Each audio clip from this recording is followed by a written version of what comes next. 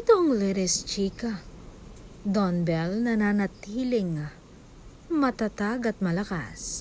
Don Bell big screen comeback is finally here despite circulating rumors in Blind Item suggesting tension or a potential split. Don Bell remains strong with the new projects, continued collaboration and a focus both individual and joint growth.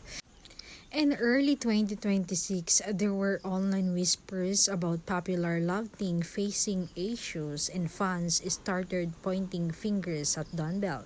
The duo is actively breaking the traditional love team mold by pursuing solo projects. This movie towards individual growth and sometimes misinterpreted by bashers as a sign of a breakup.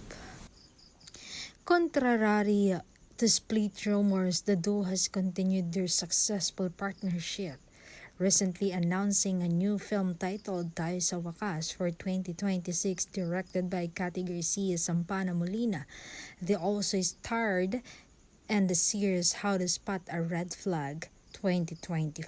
Fans frequently speculate that two are in a low-key or private relationship, especially following a 2023 interview where they alluded to being in a happy place and having unique nicknames for each other, Nato and Tink. While some observers might interpret their public demeanor as just friends, fans consistently highlight their private and professional approach to their personal lives.